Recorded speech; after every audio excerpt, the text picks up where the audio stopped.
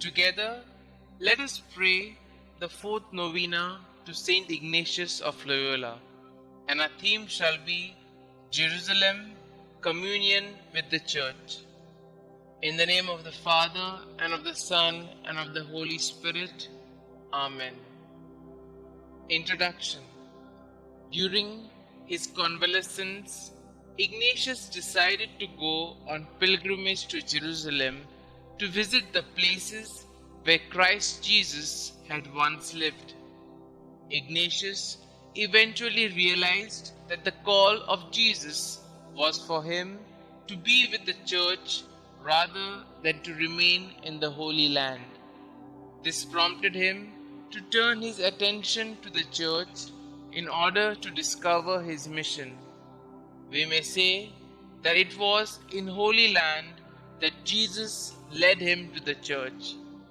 In the end, this communion with the church enabled Inigo to place himself under obedience to the Pope. Ignatius inspires all of us today to love the church and work for her growth and preservation. During today's novena, we shall pray for the grace to listen to the promptings of the Holy Spirit and discover God's mission for us by developing deeper communion with the Church. Opening prayer. Strengthen us, O Lord, in these challenging times to be with the Church, to love her as our mother, to think and feel with her, and bring more people under her care and protection. Help us all to continue the saving mission begun by your Son. Amen. We shall now listen to a reading from the Testament and Testimony. His firm intention was to remain in Jerusalem, continually visiting those holy places, and in addition to this devotion, he also planned to help souls. For this purpose, he had brought some letters of recommendation for the guardian and gave them to him. He told him of his intention to remain there because of his devotion, but not the second part about wanting to help souls, because he had not told this to anyone, whilst he had frequently made public the first. The guardian answered that he did not see how he could stay, because the house was in such need that it could not support the friars. For that reason, he had decided to send some with the pilgrims to these parts. The pilgrim replied that he wanted nothing from the house, except only that when he came sometimes to confess, they would hear his confession. With that, the guardian told him that such an arrangement might work, but he would have to wait for the coming of the provincial who was at Bethlehem. By this promise, the pilgrim was reassured and began to write letters to Barcelona to spiritual persons. Having already written one, and while writing another on the eve of the departure of the pilgrims, he received a summons from the provincial and the guardian. The provincial spoke kindly to him, saying that he knew of his good intention to remain in these holy places, and he had given much thought to the matter. But because of the experience he had had with others, he judged that it was not expedient. For many had had the desire, but some had been captured and others killed, and the order had later been obliged to ransom the captives. Therefore, he should prepare to leave the next day with the pilgrims. It is not surprising that Ignatius, who during his convalescence had been fascinated by his reading of the life of Christ, wanted to personally live in the land where Jesus had lived, moved, died, and risen. But he learned to his dismay that this was not God's will.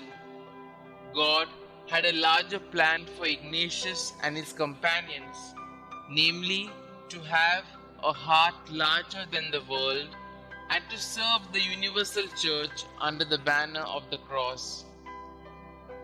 Let us now pause for a while to introspect on our experiences, past and present, of tussles between our plans and God's will.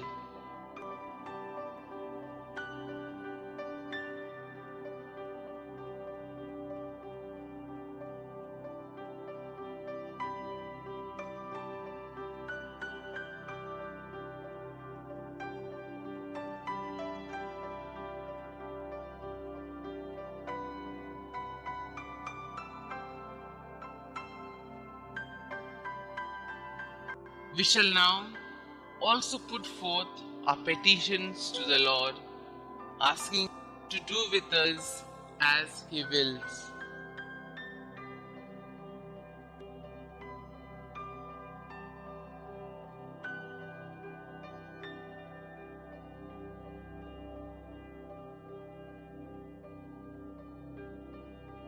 Our response shall be, Holy Father Ignatius, pray for us. Let us pray for the Holy Catholic Church, that the shepherds of Christ's flock may carry out their ministries with holiness and zeal. May the bond of love grow stronger among the people of God, and may they find true meaning in following Christ, the messenger of love. For this we pray. Holy Father Ignatius, pray for us.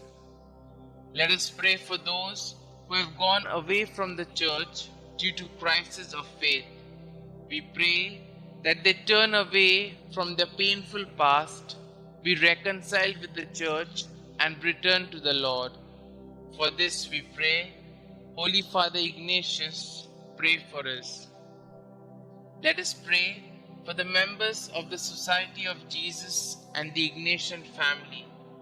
We pray that they touch the lives of people with the riches of Ignatian spirituality, so that they grow in deep personal love for Christ and carry out Christ's mission of love. For this we pray.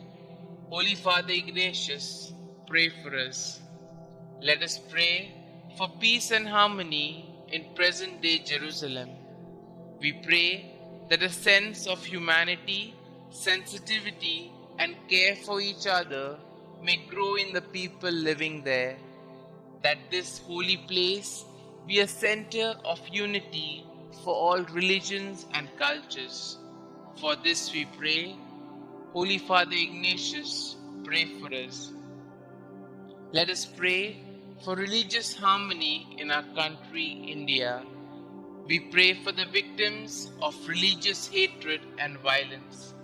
May those who work for human rights, justice, and harmony find strength, enthusiasm, and fulfillment in the good works they do. For this we pray. Holy Father Ignatius, pray for us.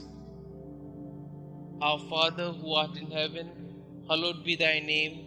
Thy kingdom come, thy will be done, on earth as it is in heaven. Give us this day our daily bread, and forgive us our trespasses, as we forgive those who trespass against us. And lead us not into temptation, but deliver us from all evil. Hail Mary, full of grace, the Lord is with you. Blessed are you amongst women, and blessed is the fruit of thy womb, Jesus. Holy Mary, Mother of God, pray for us sinners, now and at the hour of our death. Amen. Concluding prayer. Gracious Lord, we thank you for the gift of St Ignatius to the Church and to the world. Help us, dear Lord, to be like St Ignatius, ever to be at service of the Church and carry out the works of mercy. We make this prayer in your holy name. Amen. Glory be to the Father, and to the Son, and to the Holy Spirit, as it was in the beginning, is now, and ever shall be, world without end. Amen.